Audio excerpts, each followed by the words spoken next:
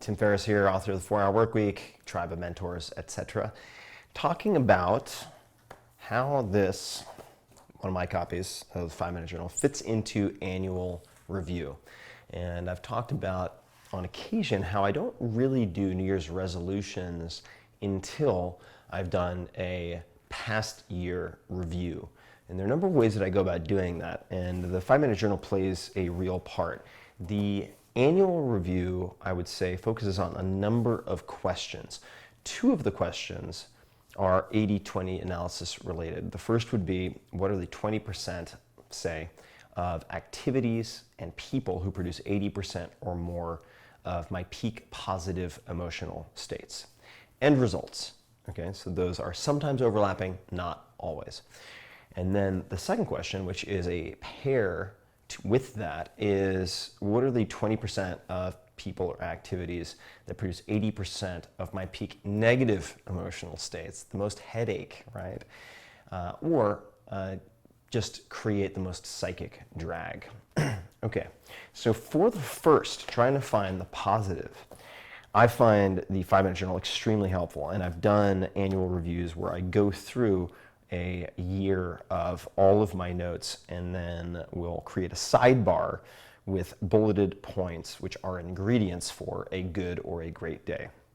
And then I can tweak those variables and play with combinations of them over the subsequent weeks.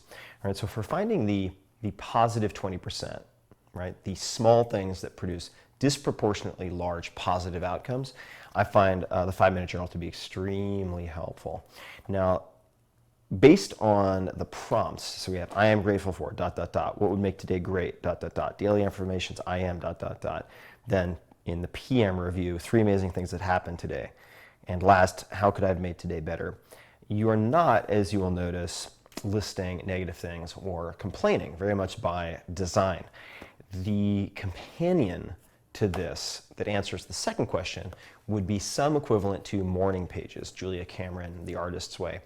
I use a workbook that is solely for jotting down morning pages. Morning pages are different. Morning pages are free association, stream of consciousness, brain vomiting onto a page, in which you're effectively using the writing that you do not edit for, and this is her term, spiritual windshield wipers. Okay, so you're taking the monkey mind that is in your head and you're freezing it on paper so you can get on with your day. And that very often just tends to be whiny, bitchy, maybe even a little pessimistic, maybe anxious, and is a sharp contrast to a lot of what you get in the 5-Minute Journal, which is great. So I do like keeping them separate, and then I will review both as part of my annual review. So there are other questions that I will review that I've not all too much more to deal with the 5-Minute Journal, but for instance, what would X, Y, or Z look like if it were easy? What are the, say, 3 or 4 or 6 could be major trips or excursions that I want to take with my family or with my friends that I need to block out in advance so that they don't get displaced, which always happens. If it's not in the calendar, it's not going to get protected. So those are a handful of the questions that I tend to think over and journal on after each year. The very end of December, after Christmas, I will do this. But yes, indeedy, this is one of the pillars for doing that exercise. So thanks, guys, for putting it together. As a longtime user, as many of you know, of the 5-Minute Journal, this is my actual journal, and the first entry here is 12/8/2014. So I've noticed a few patterns, and actually last year, 2017, I went through and looked at about 3 years of entries, and I found a number of elements that were recurring. So these are determinants of a good day, right? Which ultimately, cumulatively, make a good life, right? No coffee. Number 2, small breakfast, don't skip, right? So breakfast, it turns out, is important to me for my psychological and mental well-being in particular, but shouldn't be too big. So small breakfast, don't skip. And by small, that means a few hundred calories. So it could just be a half a can of, say, organic beans and an egg or 2, something very small.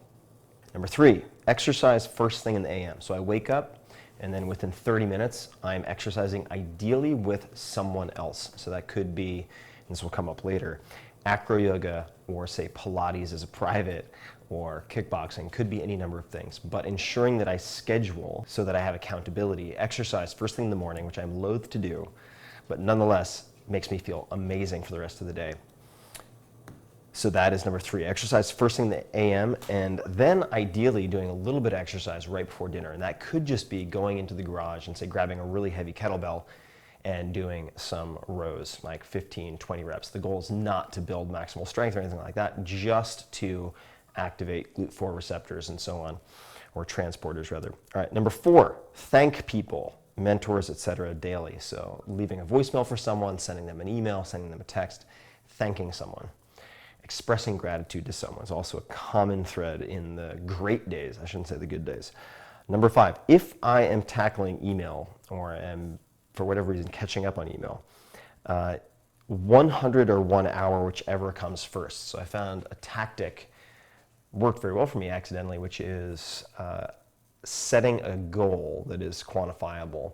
So that is, I'm going to sit down for no longer than 60 minutes and just knock out sequentially. I like to use something called email game, emailga.me, to do this.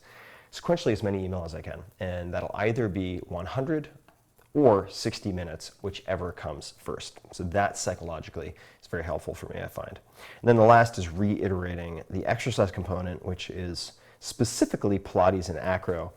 And I'll just call a spade here. So if I can have both the accountability of exercise first thing in the morning, the physiological and mental benefits, the brain-derived neurotrophic factor release and so on associated with exercise, and have an attractive female involved as, say, an instructor or a partner at the same time, that is just a magic cocktail for giving me a fantastic day. So those are a few things that come to mind. And then if we're looking at the what would make today great list, at least since I put together these patterns, a lot of those make it in to what would make today great. So if you look at, say, 6/14/17, we have no coffee, and then chill dinner with parents, all right? Number 2, exercise, bike, exercise, bike, and sauna. All right? Sauna is actually a relatively new recurring character, but sauna seems to greatly contribute. No more than 15 minutes at high temperature. And then in the daily affirmations category, which we didn't really talk about, I am ... there are 2 things that I tend to put down over and over again. And I try not to get complacent and go on autopilot, particularly for the I am grateful for. But in the daily affirmations, there are some things that come about very, very often. Number 1 is capable of handling anything that comes. That's number 1. Number 2, and this is, I would say, the more important piece, complete. I have all that I need. All right, so I am complete. I have all that I need. Something that I'll write other times is daily affirmations. I am ... doing a good job. That sounds funny, right? But I find that type A personalities, myself included, are so fixated oftentimes on the next thing, on fixing that one thing out of 100 that we didn't do right, that we lose track of opportunities to sometimes just give ourselves a little pat on the back, a little hand on the heart, saying, you know what? You did a good job. Like, you actually did okay. And it's all right. You're allowed to feel happy about that. I know it might sound strange to a lot of you, but to many of my friends, that would make sense. It's like, oh yeah, I never thought about it that way. As one acquaintance said to a group of me and my friends, he said, you guys are really unusual. I said, oh yeah, why is that? He said, well, usually people really enjoy the enjoyable parts. Whereas you guys are like, yeah, enjoyable, that's fine. We need to do the hard work. All right, so sometimes it makes sense to give yourself a little pat on the back. So those are a few of the patterns that have popped up, at least in this well-used, very much stained copy of mine for the 5-Minute Journal.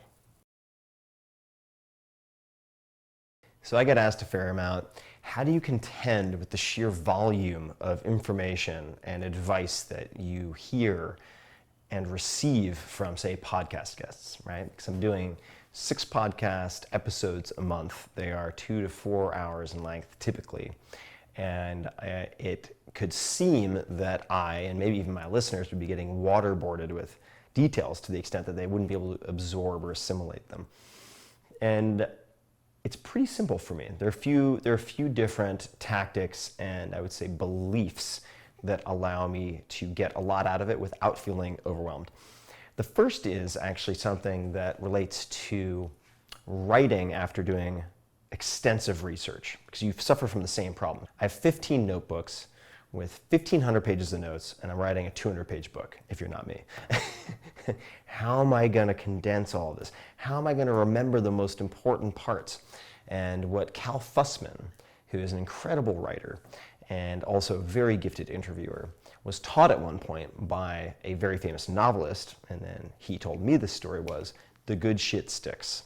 Right? So the good shit sticks just means don't stress about it. The really standout stuff has a strong foothold in your mind, and it will either stay with you or it will come to you when you need it. So have that confidence. If you are paying attention and you're present when you take the notes, and you're present when you are listening to people so that it can make an initial imprint, the good shit sticks. So just have that faith. I hate to use that word typically, but just have the faith that if you're present and really paying attention when you're reading or writing something down or listening to someone, that the imprint has been made and the good shit has stuck. That's number one.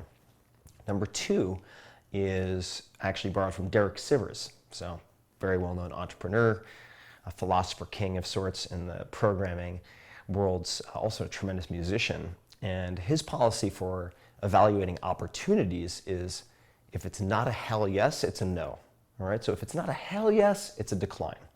And I think that similarly, when I'm interviewing someone and I have a notebook at all times when I'm interviewing someone, if they say something that really grabs me, I mean, it's not, oh, that's kind of cool. It's like, whoa, I get pulled by the shirt. I'm like, what the fuck? Oh my God, that's amazing. I have to do that. Then I note it down, all right? If it's lukewarm, I don't highlight it. If it's lukewarm, kind of cool, I pay attention. It makes the imprint, but I don't note it down. So at the end of, say, any given 3-hour interview, I may only have 4 or 5 highlights of things I want to test. What's important at that point is that I put it into a calendar. If you want to try something, or if you want to purchase something, within the 2 hours after that interview, I set down some type of next step. So I either go on, say, Amazon Prime, boom, I bought it, I'll have it in 2 days. Or I go into my calendar, it's like, okay, I want to commit to scheduling, say, voice lessons.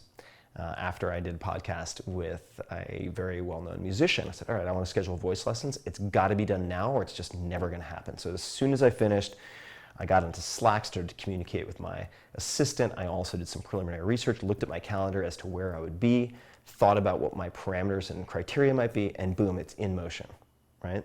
So in my world, and in many worlds, if it doesn't happen now or it's not put into the calendar, it's not going to happen. It will never happen, right? So that's part 2.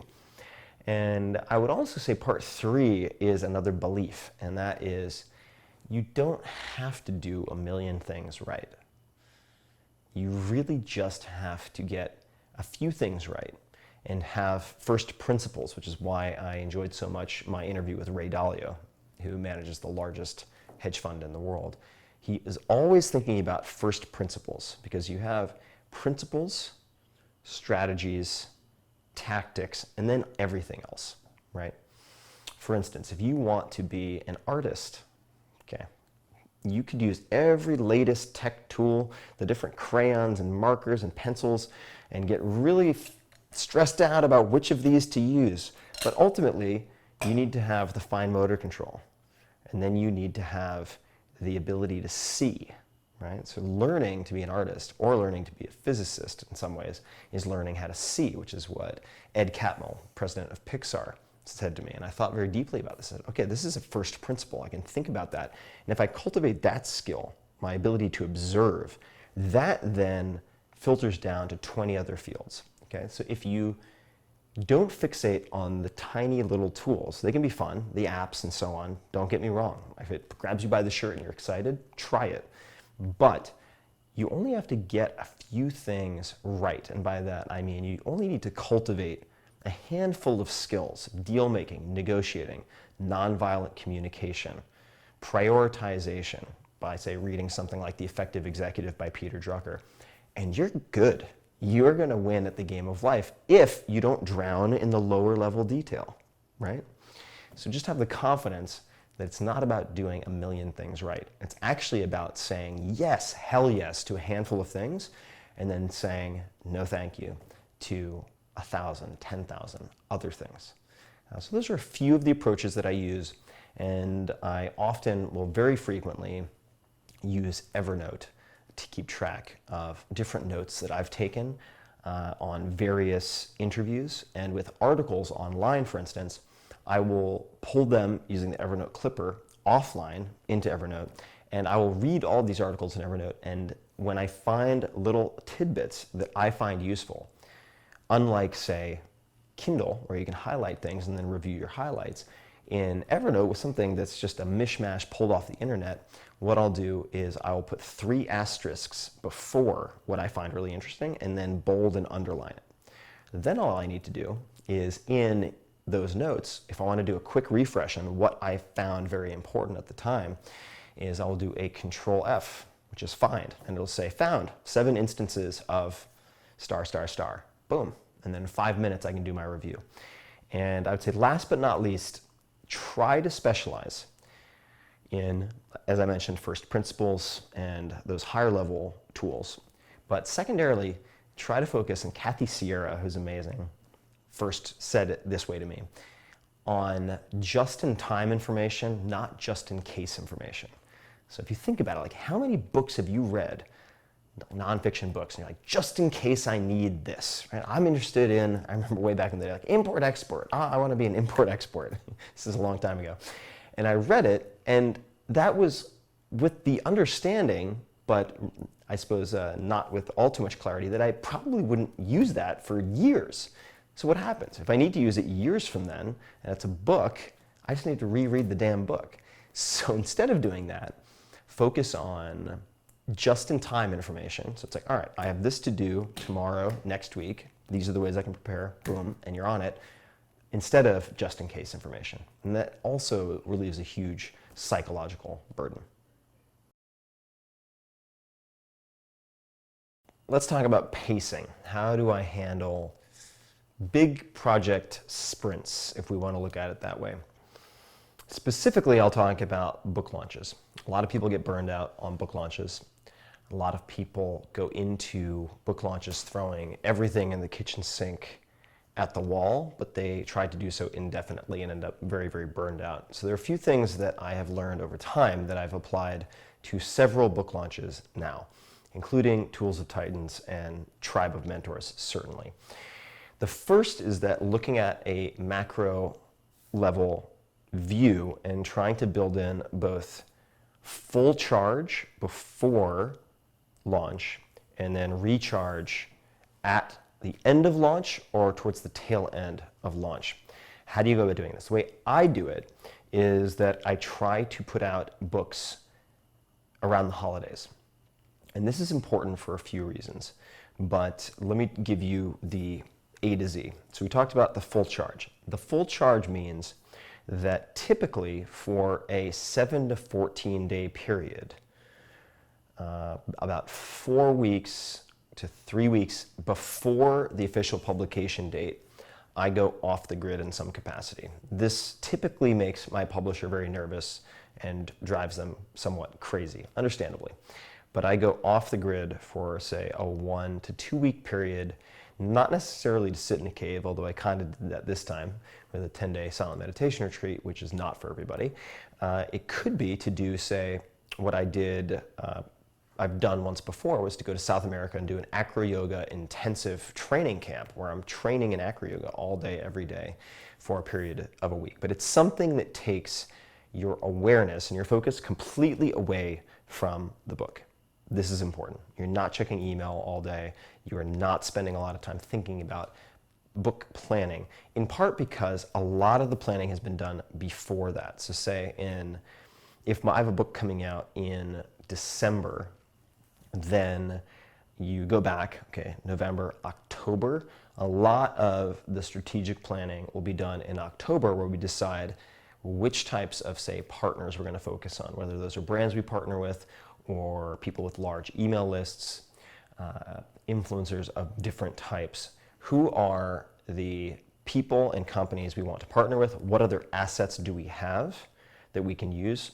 In other words, what are the tools at our disposal that are internal? Okay, so we're talking about podcast, email list, blog, whatever it might be, people you know, ties to retailers, and so on.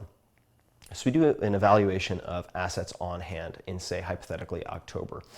Then we start to reintroduce ourselves, if needed, to external partners and parties. We also assess what success would look like. Very, very important. Most authors don't do this. It's sell a lot of copies. That's a terrible, terrible goal. Right? On the other hand, if you're trying to say, all right, we have, say, 2.5 months, 3 months, and we want to have X number of pre-sales so that when the book goes out on a Tuesday, which I recommend instead of a Thursday, given the way that bestseller lists are tabulated, we want to have the following number of copies ship on day one and then sell, say, a total of 100,000 copies. This is for me, all right? So the numbers may be different for other people.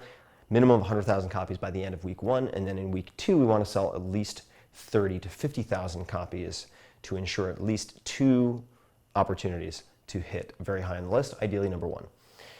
Okay, so we've set the ground rules, right? We've looked at the map laid out on the table in October, and I will bring in then help. That could be in the form of employees, it could be in the form of, I suppose, mercenaries, but friends of mine nonetheless, who have worked with me before on very specific aspects of these campaigns, like reaching out to Instagram influencers or forging partnerships with YouTubers and so on. People tend to have very narrow areas of expertise by necessity.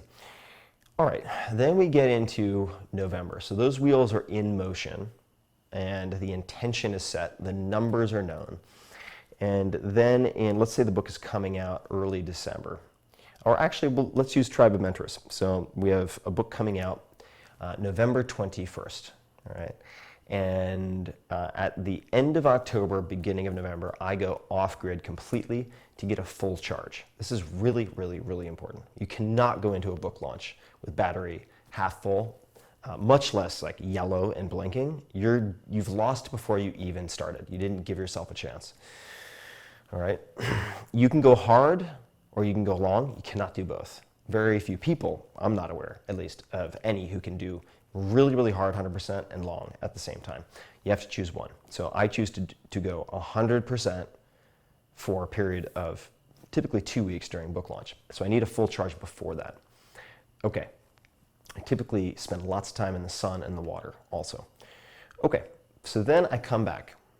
And then in the 2 weeks preceding book launch, immediately preceding book launch, I am going to, now in the period of my absence, I've had my assistant and other people, publicists with the publisher and so on, book as many interviews and obligations as possible that can be done virtually into the week after my return, right? So I land and then boom, my calendar's already full. And these are all of the guns and all of the weaponry that you are loading in advance so you are ready to go when you launch your book. And these are pre-recorded, these are interviews for text, all of which is requested to get released typically in the week of launch, November 21st.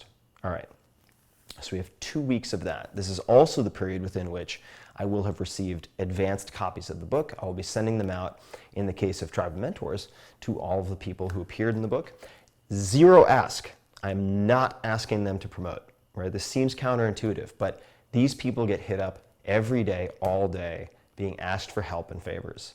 I get hit up all day being asked for help and favors, and there's limited bandwidth in the world. So my assumption is if they get the book and they really like the book and they trust the messenger, maybe they'll promote it if they have time. And I'm totally fine with that. They already did me the favor and gave everyone the value of being in the book. So it is genuinely just a thank you. but I get those books out, and some of them end up very happy to be in the book. I mean, they all end up happy to be in the book, but some of them end up being so moved by the book that they share it. Fantastic. All right, so that is also done in the 2 weeks preceding.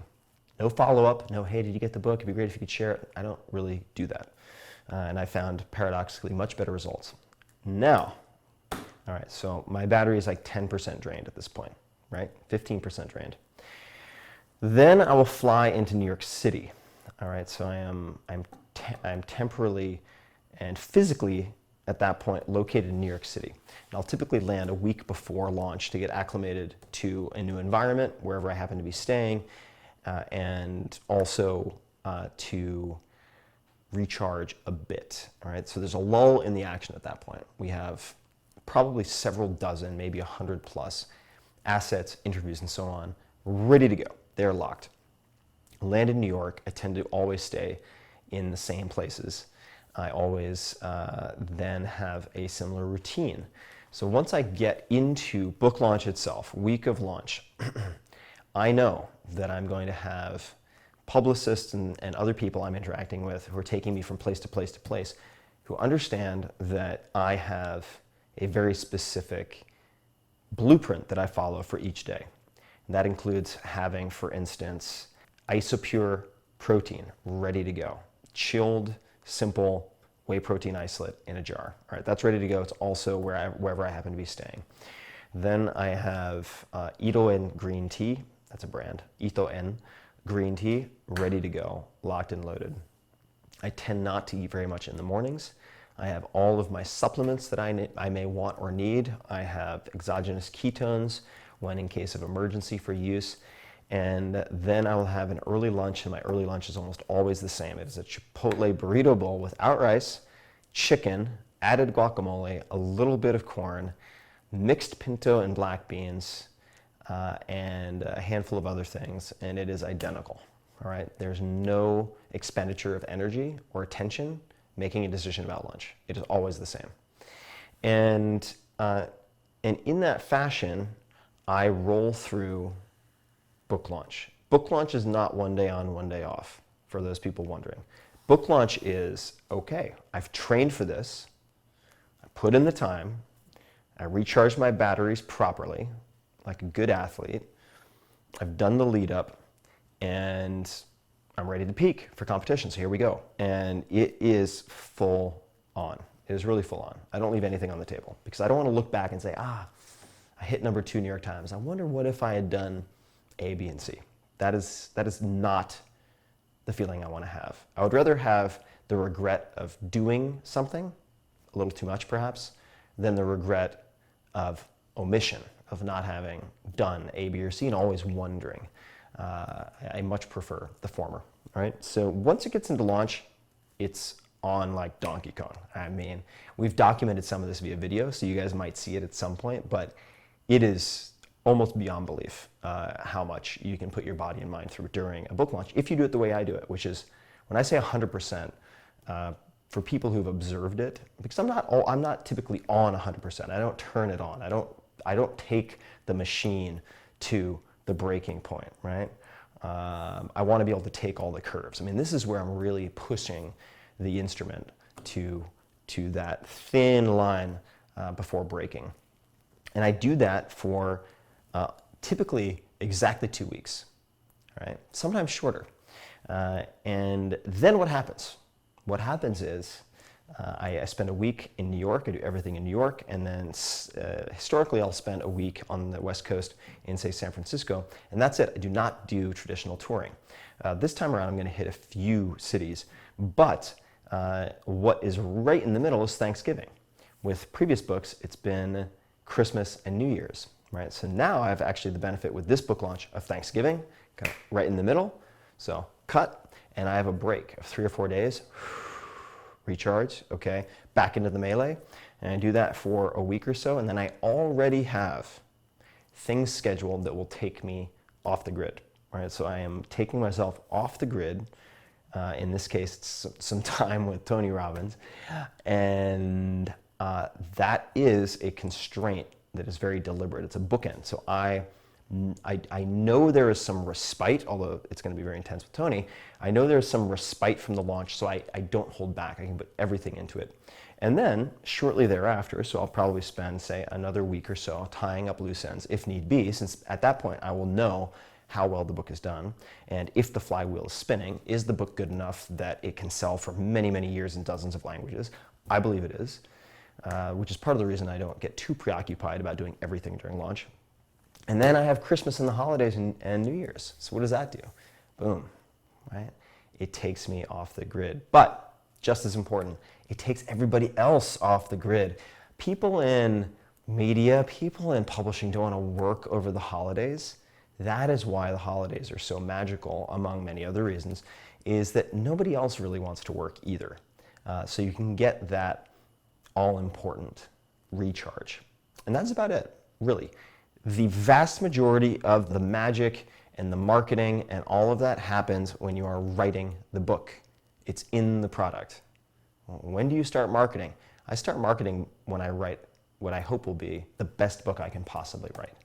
And then in a social media fueled world where everyone shares everything, if the book is good, you just need to give it enough rocket fuel to hit escape velocity, and then you're in orbit. So my launches tend to be very short, very, very concentrated, very intense, very pre-planned, very deliberate, and hyper, hyper, hyper aggressive. But I recognize that as a physical organism, I have biochemical and physical limitations. So I build in those small pockets, sometimes extended periods of recharging, so that when I get after it, as Jocko Willink might say, I really get the fuck after it. So if you're going to do it, you better do it, because there are people out there who are really, really, really going to put everything onto the playing field and leave nothing in that competition. So that's how I approach it. It's one approach. It's not the only approach, but now on the 5th book, I feel like it works for me. So hopefully that's helpful to some of you. So social media. Let's talk about the abusive spouse we all know that we go back to because they give us a flower. And we walk back onto the internet, and first thing that happens is they throw a brick out of a window as we're walking down the sidewalk and catches us in the teeth.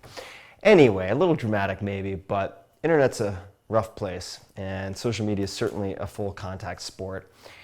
And I do have a few guidelines or policies for myself that help me to maintain my sanity. Number one is that my phone is on airplane mode, I would say 80+% of my day. This is particularly critical post-dinner all the way until I finish my morning routine the next day. So my phone is almost never on, or I should say off of airplane mode when I'm in bed. I don't like the health implications particularly, and I don't want to go into a reactive mode when I wake up. I want to have my meditation and or exercise and sitting down doing, saying, 5-minute journal or determining my top 1 or 2 priorities for the day while I have my tea. And then and only then, once I have calibrated my true north for the day and my 1 or 2 must-do to-dos that make everything else on the list easier or irrelevant, only then do I open the window in my bulletproof car and let the bullets start whizzing.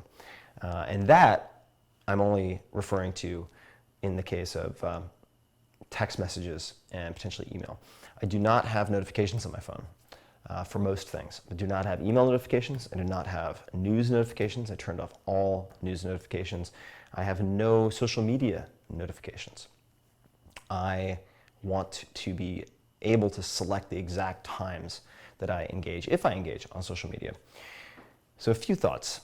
Number one is that if you don't want to amplify something or encourage someone, then starve a given, say, tweet of oxygen. So my default action for negativity or attacks is starve it of oxygen, because I will have people deliberately attack me just to provoke a response, because it will get them, it will benefit them for me to respond.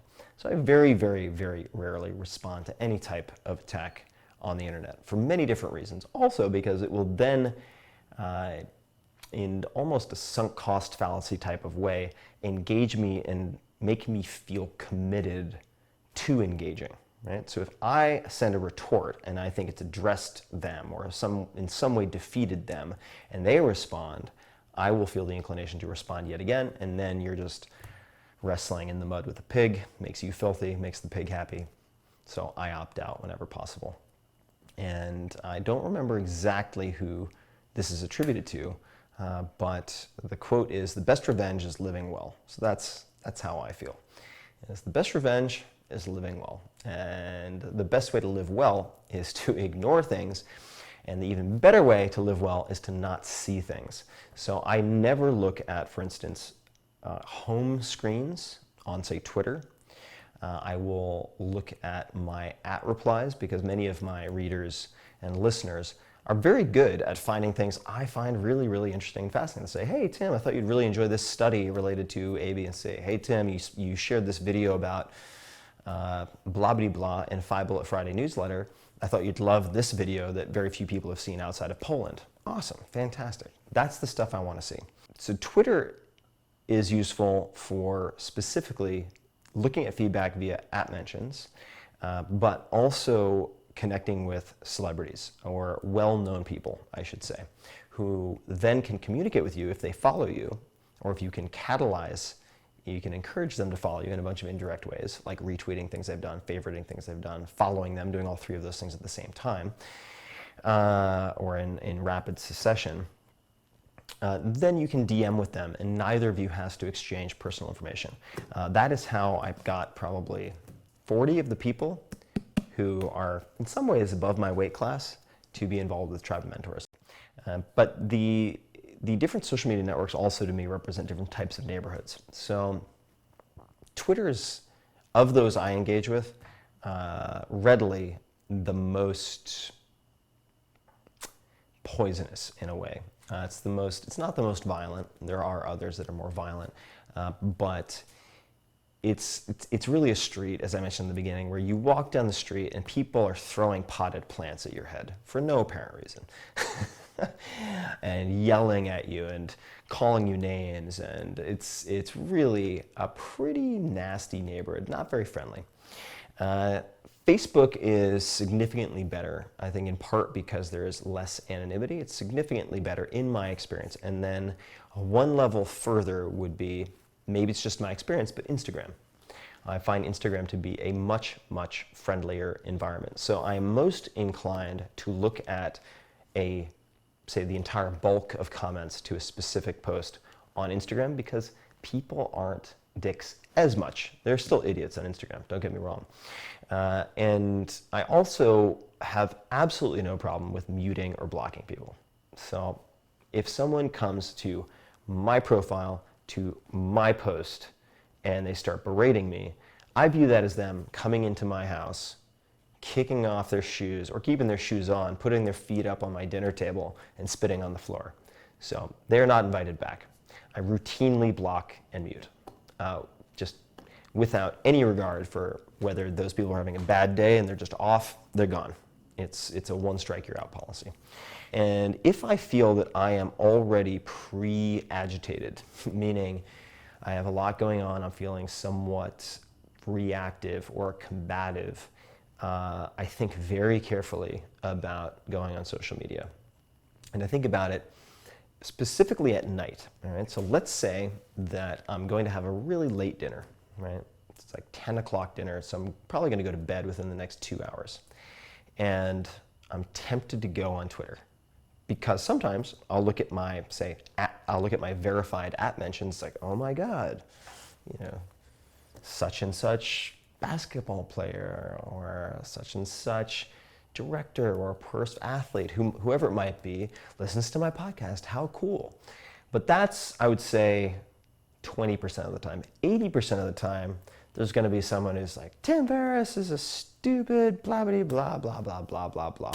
And then I'm going to get my knickers in a twist, and I'm going to be all wound up and potentially angry right before going to bed. The worst possible time for me to be stuck in my head, considering hypothetical arguments and how I could win those arguments. Not productive, not helpful. So I think about that. I'm like, if I turn on this phone and I look at Twitter, there's an 80% chance that I will have a bad outcome. Okay, let's not do it. And I put it down. So those are a few of the ways that I think about managing social media, so to speak.